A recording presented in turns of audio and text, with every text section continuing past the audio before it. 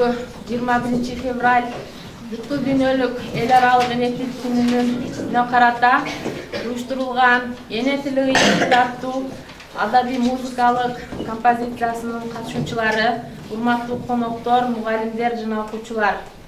Албетте, улуттун жүзү тил дегендей, ар бир элдин өзүнүн үрп адаты, өзүнүн эне тили бар.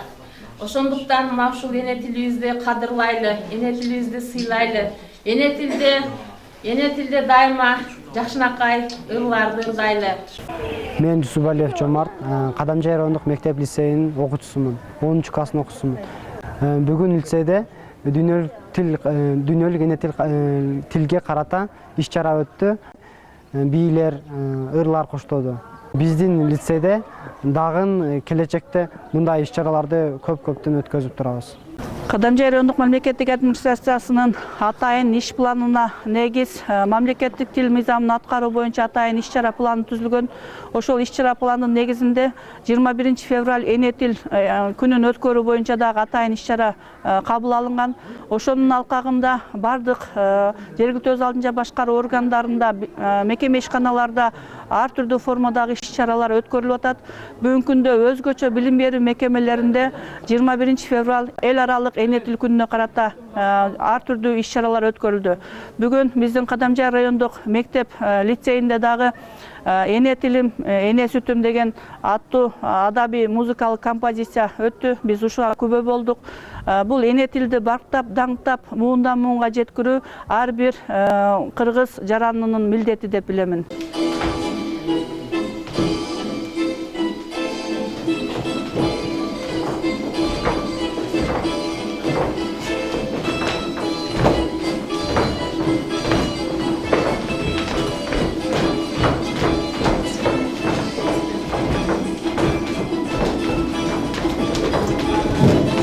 Тилин сактап калган эл унут болгон. Ата салтын мурасын унуткандар. Акыр түбү тирүүлөй дудук болгон демекчи, кыргыз эли эзелтен сөздү баалай билишкен, сөздү бага билишкен, деги эле сөздүн кудуретине таянышкан. Анда эмесе кезекти көркөм окуу. Эне тилин урматтайлы, бактайлы, колдон келсе көкөлөтө даңктайлы, ыйык тутуп жүрөктөрдөн аздектеп, ат көтөргүс алтынга да сатпайлы. Орусчада, монголчада сүйлөй бил, жер жүзүндө жок бир дагы өгөй тил. Ошондо да ширетейин дилиңе, шек келтирбе менин эне тилиме. Кыргыз тили кубат күчүм, жөрөгүм, жаным бердей, каным бердей көрөмүн, ал өлгөндө мен да кошо өлөмүн. Унутпаган эне тилин кадырла, бабалардан келе жаткан казына. Аны сактоо, аны урматтоо, аны бактоо, өсүп жаткан ар бир кыргыз парзыда. Багыт берет бизге бакыт жолунда. Эне тилим эч качан унутпа. Урмат дагын бартагын, эне тилим эч убакта унутпа. Кыргыз тилим кыргыз үчүн жаралган, кымбат баасын улуттан алалган, эң биринчи апа деген сөз чыгып, билесиңби, эне тил деп саналган. Кыргыз тили кыргыз элин сыйлаган, калк кубанса кубанып, капаланса айлаган. Манас менен эртештикти таштабай, кылымдарды сактап келди кыйладан. Сатылбаган, сатпаган, мен кыргызмын, баба наркын сактаган. Ата журтка жасасам деп бир эмгек, ар күн сайын чоң казакка аттанам. Мен кыргызмын, асман жерге жашташмын. Эзелкимин, келечекмин, максатмын. Кылы дагы кыйшай уусун каалабайм. Кылчылдаган кыргыз деген жакшатым.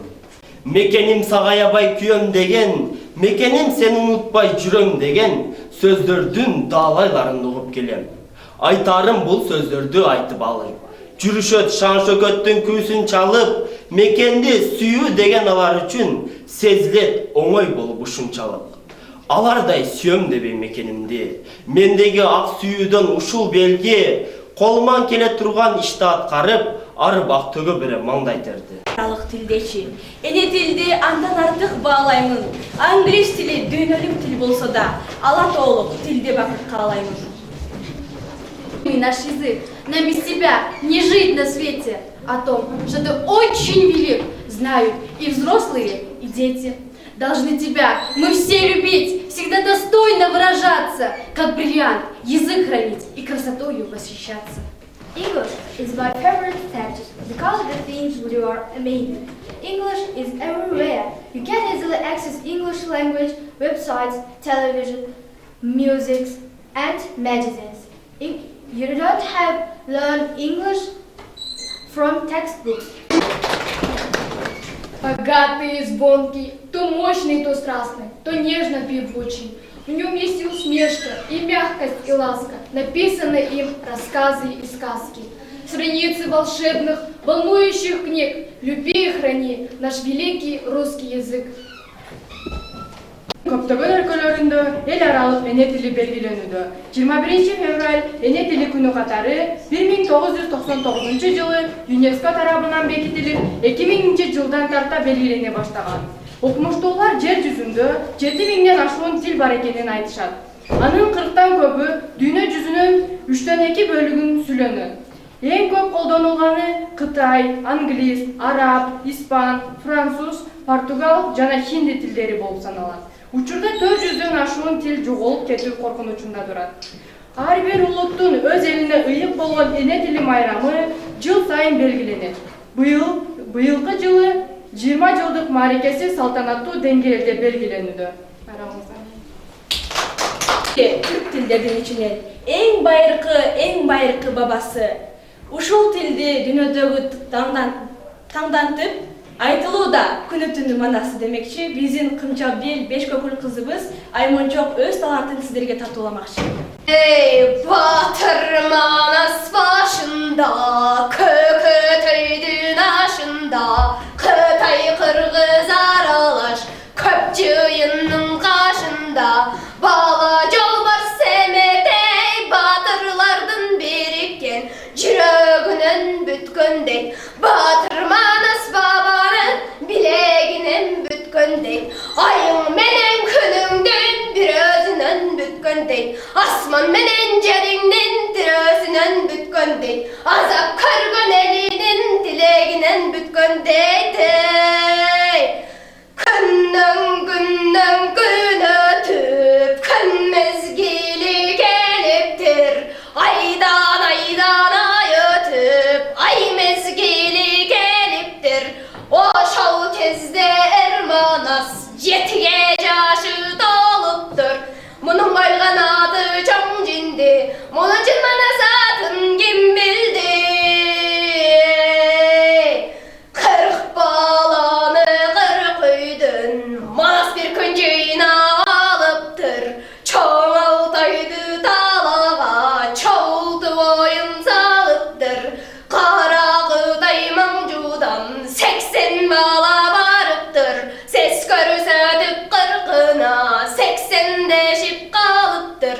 80'inin içinen boz kalmaktın camulu, Manastın yolun daradı, tendip kelgen burut der, belkilerdi kordadı.